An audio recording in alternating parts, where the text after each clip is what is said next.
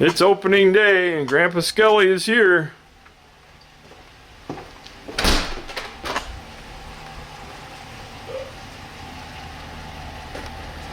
Say good morning, opening day. Here we go. Just pick out the big ones, we'll sort. Here we are, opening morning, getting ready to get into the stand. And right now we have like 4 or 5 deer. They're right up over that hill. We came in, we got behind them, so we'll have to take a look at them once we get up into the stand.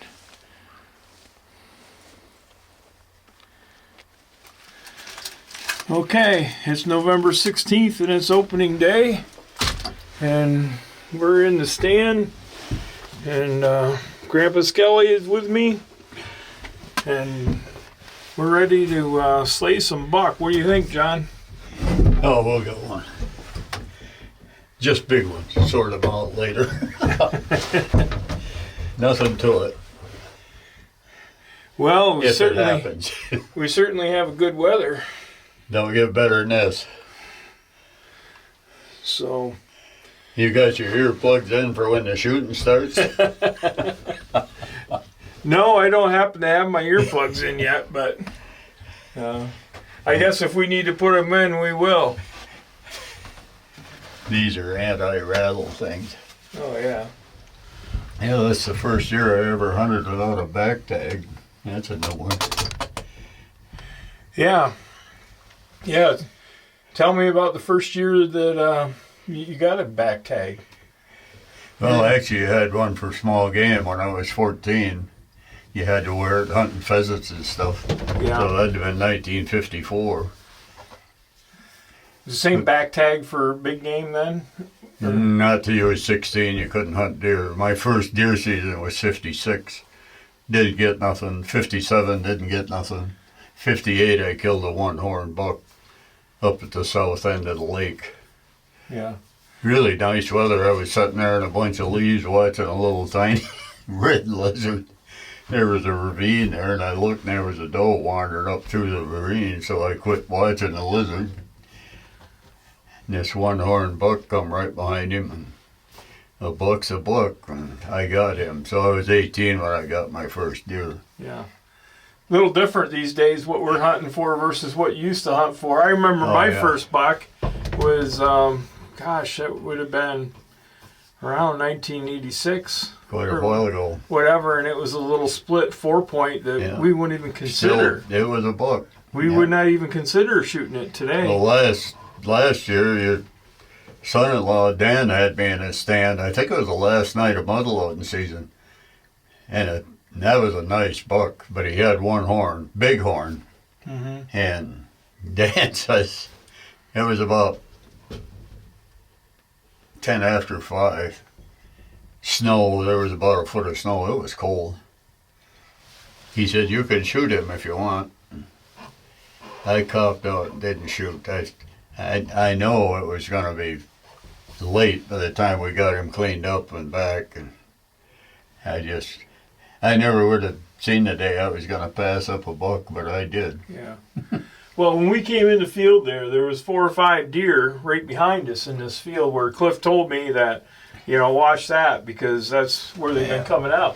Yeah, and when we got the truck up underneath them, and they have moved to the end of the field, I can just barely see them up there. There's 4 or 5. Of course, I can't tell whether if there's any buck there, but they're still standing up there kind of feeding at the end of that new season up there. You can just barely... They probably left that corn on purpose, didn't they? Probably. Yeah. Yeah. Well, I don't know. Where do you see corn? Way over. Oh, that's just swamp grass. Oh, that's swamp grass. Yeah. Oh, that's just swamp grass over there. So that ain't too bad. Raised on a farm, can't tell the difference. Well, that's a long ways away. It's brown. It kind of looks like corn from here, but it's not. I've been off the farm since '54. Yeah, it's been a day or two then. So. No, this is a gift. Yeah. Yeah, Cliff got a little buddy heater in here for you. I like that. In case we need it. I like that. I like the rifle part too. Yeah. you look back on it and you think with shotguns and slugs, but you know, towards the end with the deer slayers and guys are putting scopes and red dots on them up to 100. Some guys shoot 150 yards. They were deadly. Oh, yeah. Yeah, well, this is the same spot I was sitting at when I shot that monster 8-point right down here to the left. I can give you a quick look at it down through here. How far was that? I would say it's like 150, maybe 200 yards down there into that narrow. See, with a shotgun, you probably wouldn't even take the Oh, we safe would off. not have taken the shot down through there, no. And you used, what, an 06? No. I use Clifford's Win Mag Oh, that 300. 300. So, Yeah, that worked all right. yeah. Yeah, I'll just give you a quick view. There's really not much going on outside as of yet. It'll kick in. The first wave will come through probably Yeah. 7:45. Well. Now we can shoot a bear. Oh, yeah. Shoot at a bear. I stand corrected. Yeah, if we if a bear starts or wanders out through here, I'll let you shoot. 'Cause definitely going to shoot at that. you're a better shot than I am, and you can pick him off. You got your 30-06? Yeah, I got my. Actually, I got Monty's 30-06. Oh, that's okay. He was he's deployed over in Iraq, and his 30-06 was in the closet. I just have a 243. So I thought, well, if I'm going to be hunting out of this cabin this morning, a little more firepower wouldn't hurt any. Yeah. So I did take a couple. I took a couple whacks last night. How'd it work? Worked good. Yeah, it was on. It was right on. So, yeah. Has the dog come out of the cellar yet? Yeah, yeah. She don't like that firing rifles, but yeah, No. she got over it.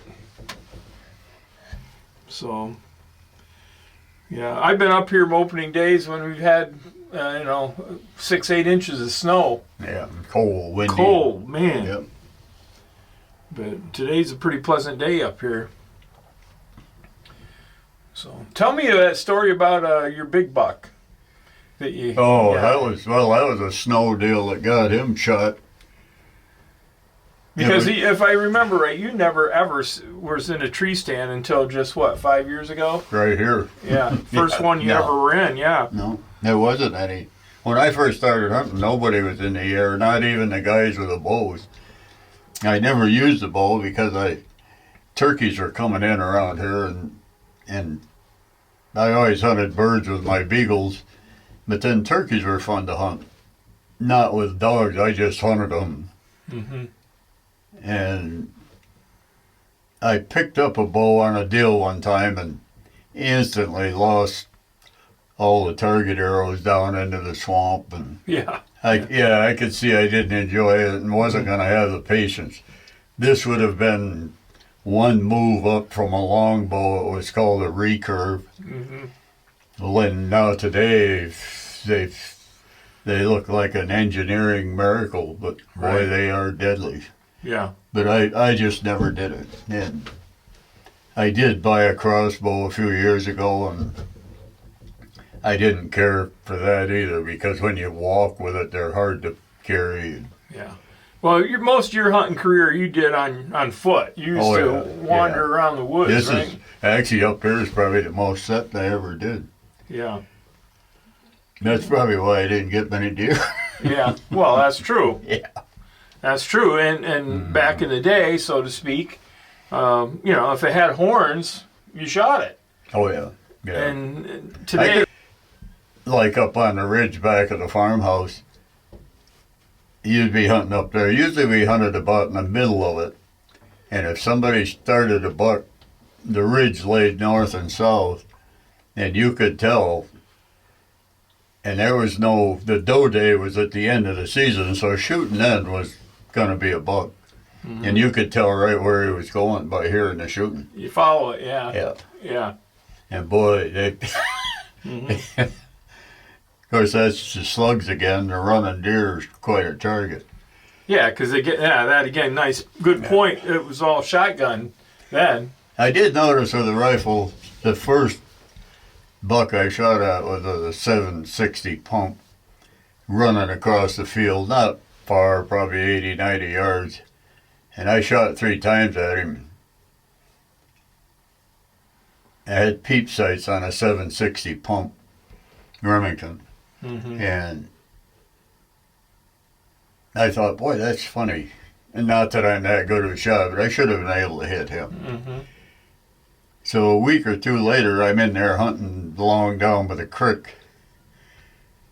And there's different, you learn the woods through your years, and there was a brushy spot there, and 2 or 3 doe jumped up, and this buck jumped up. But he looked really not good. Small 8-point, so I shot him. And when I got up to him, not all hunting stories have a fun ending. I killed a buck, but that was the one I shot at opening day, and I'd shot his lower jaw off.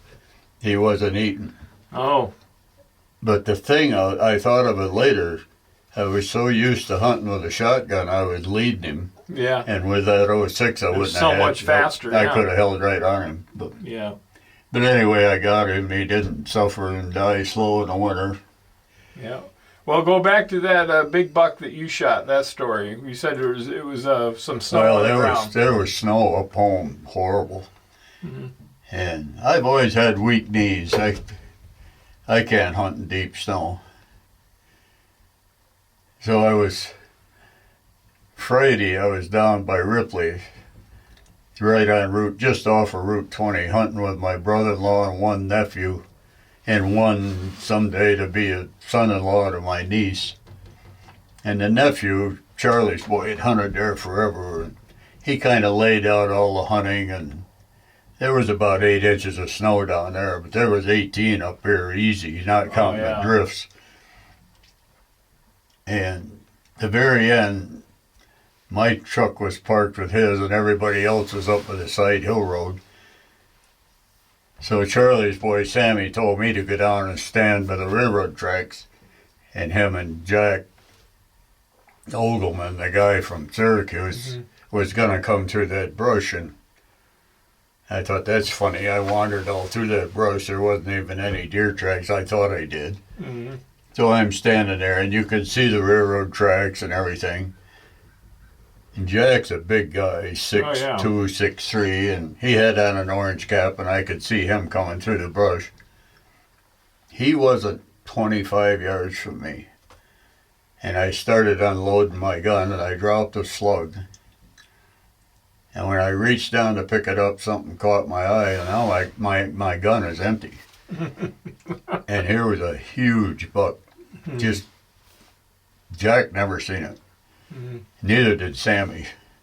And he was running right up through a grape row. And I couldn't have got him anyway. It would have been an unbelievable shot. Plus, I couldn't shoot. There was a railroad crew coming down through on a little cart. But I put him in my data bank, and the next morning at daylight I was moving in through there. And the wind was blowing hard out of the south. It had warmed up. And I was walking right into the south, and I got clear up through to the other side of the woods. And there was little feeder ravines coming in there. Mm-hmm. And I was a little disappointed I hadn't even cut a deer track. And I thought, well, I'll wander over and look at that ravine. And it was funny because I'd been cutting the big stumps left over that the timber guys cut off before the fella gave me a whole pile of them.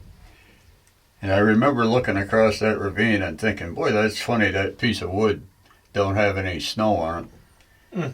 And then the more I looked at it, that was a deer. And then I looked again, he's got a rat. Man, that's a buck. But he really looked fuzzy, hard to see. I had to go, if I wanted to, about 10 yards to a little sapling. I'd had a thing to rest my gun on. And something told me, that guy is froze. He's looking right at me. Mm-hmm. So I didn't move. I just raised the gun up. and it was not near as far as I thought it was because of looking across the. And I killed him with the first shot. And it was later on, I bored somebody's rangefinder, and it was 76 yards. Oh, wow. You were Well, actually pretty close to him then. Yeah. Yeah. But I had the wind right in my face. Mm-hmm. And when I shot, 2 doe jumped up that I didn't even see. But the reason he looked so fuzzy, he was in behind a bunch of wild grapevines, and they looked just like a curtain hanging there. Mm-hmm. So I went over, and I had to get him about 15 feet up the edge of that to a grape vineyard. And I opted not to touch him because my truck was so far away. Mm-hmm. Oh, he laid right there. He never moved. Wow. That was just a lucky shot. Where did you hit him? Heart. Right in the heart. Yeah. Kicked around a little bit, and that was it. But I could see that was the biggest buck I ever killed. And that was, what did you got it scored? Was it 145 or? 134. 134. And the guy kept making excuses because the rack isn't even. It's non-typical. Mm-hmm. And he'd put his little chain on this. And there was quite a bunch of us in there. And then he'd say, boy, I have to take some points off for this or that. And I'm thinking, I've hunted 60 years. It's the best buck I ever killed. Yeah. You're not bothering me. I said, Yeah. well, why don't you hold him up and see if there's anybody in this crowd that wouldn't shoot him? Everybody just laughed. But I don't know. I know 160s and on up are huge, but he's big enough for me. That's a big buck. He's been hanging in your living room Well, for years. He is a 12 point. He would have been a 14, but he snapped a couple off. Yeah. And he has a bunch of marks on the rack. I didn't know what they was. And one of the guys that lived down there and hunted all their life seen him and said those are marks from a smooth wear on a grape vineyard when his rack was soft, reaching through there eating. Pretty interesting. Yeah, yeah. Huh. But I was walking back to my truck, actually moving right along, and I walked right under a guy in a tree stand. One of them ones where you're standing outside. Yeah.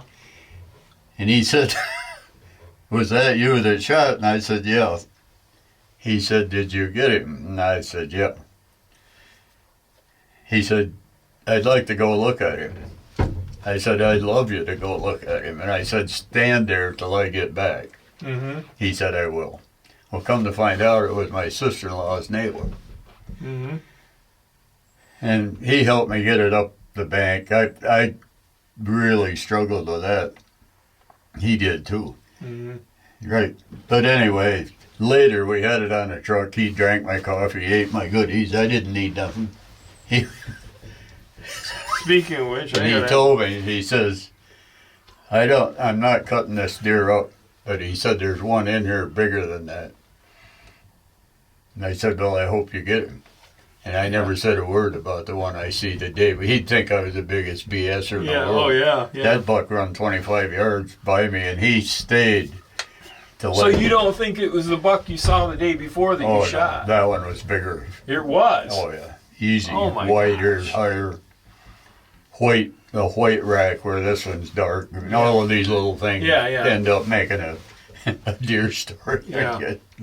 No, that was the luckiest day I ever had. What year was that? 2000. He's 24 years old this year. Yeah. And still on the wall. Yeah. Yeah. Yeah, Mabel keeps telling me there's a place on the other side of the living room, but so far I haven't produced anything that, although that 1 point I shot out of this window with Cliff, a friend of mine, daughter, her husband called and offered to get it set up for me. And I said, I appreciate that, but I'm not gonna do that. Yeah. I got the horns upstairs on a plaque. Well, I wouldn't move that buck that you have, that 12 point. I mean, that's beautiful right where you have it mounted in the house. You come in the door and you can see it, you know. Yeah. And, that's I've pretty seen nice a lot of buck. guys walk in and look at it and never say a word. Yeah. I could care less. Non-hunters. I just don't want anybody to come in and start shooting at it. Yeah. Right. Yeah. Well, I've often wondered years later, there's open sights on that shotgun. If I could have seen him in a scope, because it would have drawn those grapevines in so bad, it would have made. You never know. Yeah. You might not have been able to shoot that buck with a scope. I mean, with a scope, just because it's of that. an endless story, you know.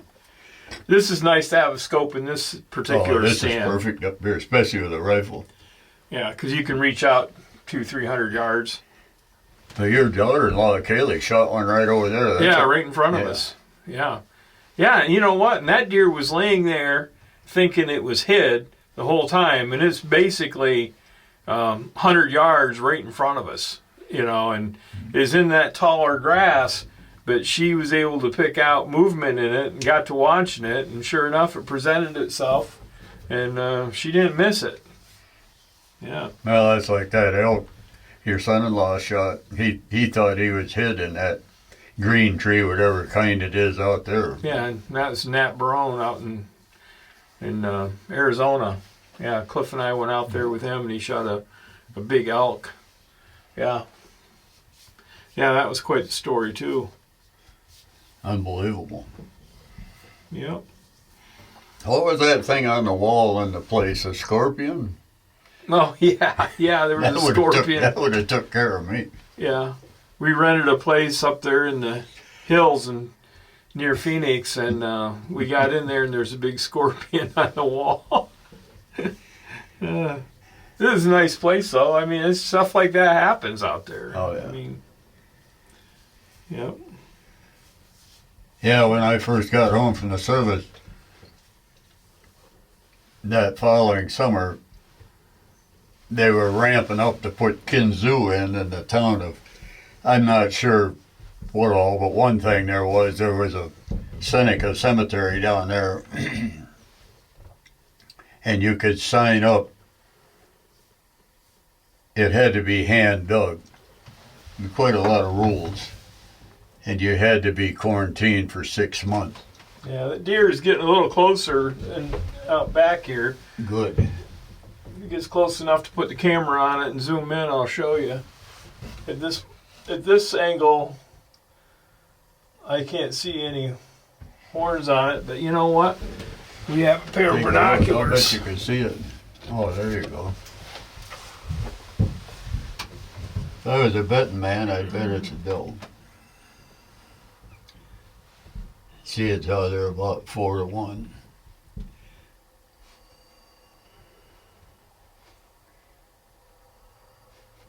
Yeah, no horns.